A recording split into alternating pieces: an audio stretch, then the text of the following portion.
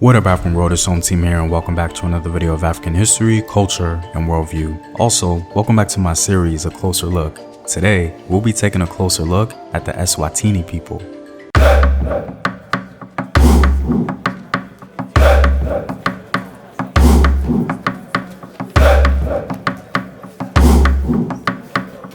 As always, by supporting this channel on Patreon, you're helping in the creation of these videos and supporting this content.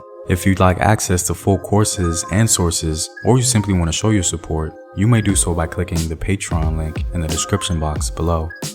The name Swazi actually comes from a 19th century ruler named Mswati II. Under his reign, Swaziland expanded into an empire that incorporated numerous peoples. Swaziland, or known today as Eswatini, is a landlocked country in southern Africa. It's a kingdom that is ruled jointly by a king and queen mother who trace their royal lineage back to the 15th century, making Eswatini among the few African nations to have survived the colonial period with most of its traditional political systems intact. This matrilineal union between the king and his mother is significant and speaks to the core of Eswatini statehood. In the petition of the Swazi tribes of the Eastern Transvaal to the Union Parliament, the following statement appears. The Swazi constitution provides for a dual monarchy. Two sovereigns, the son and his mother, must reign together over their people, each sovereign being in every sense independent and absolute in power. Each holds a superior court of his own, and through this court is allowed by the nation to exercise full jurisdiction and authority over all the affairs of his people.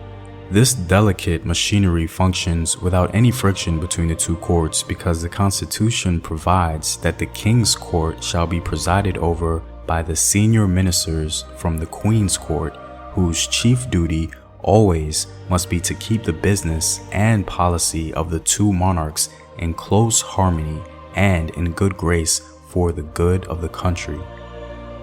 Even though the name Swazi is said to have come from King Mswati II, the royal family tree usually puts Dlamini I as the founder of the Eswatini people. King Ngwane III is said to be of special importance in the history of the Eswatini people because it is he who gave the nation one of its names. When his people began to settle in present-day Eswatini, they called it Ka Ngwane.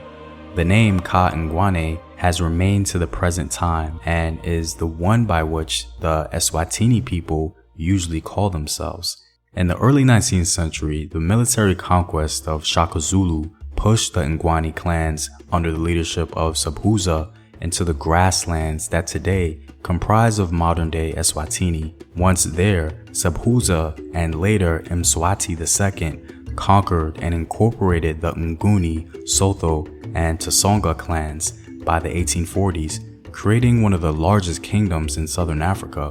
At the core of Eswatini communal life are praise singing and poetry. Almost every event calls forth a poem or praise song about a person or phenomenon. Other arts, such as pottery and sculpture, are minor in relationship to the culture. Praise singing usually employs a person's surname because every surname has a corpus of praises that extend the name. One may use the praise names after stating the surname. Praise singing is a highlight during all weddings. However, to marry, a man must do more than poetry. He must pay lobola. Marriage among the Eswatini people relies on lobola, which a man gives to the bride's family. Usually, the man pays the woman's family in cattle. One of the things the Eswatini people are famous for is their reed dance. One reason for the reed dance festival is to show allegiance to the queen mother of Eswatini. The girls are acknowledged by the king for their good deeds.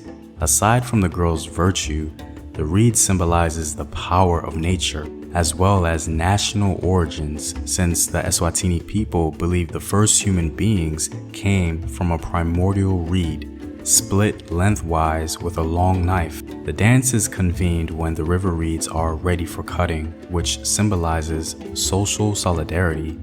Every family is connected to ancestors by rituals and ceremonies. When a person dies, he or she is buried right on the homestead to demonstrate the relationship to the living family members. Only kings and high royal family members are buried in mountain caves away from the family homestead.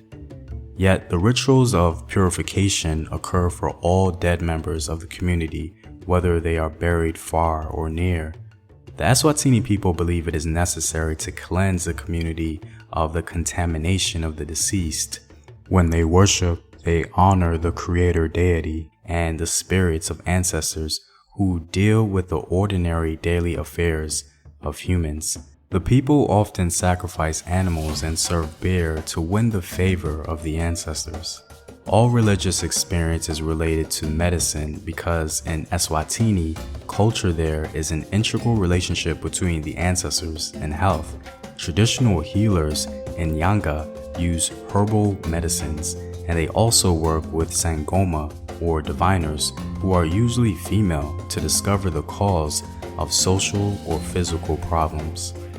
Well, I'm all out, guys. If you like these videos and want to help in its continued production, consider supporting the home team on patreon.com. The link is in the description box below. Know thyself, remember your ancestors. Peace.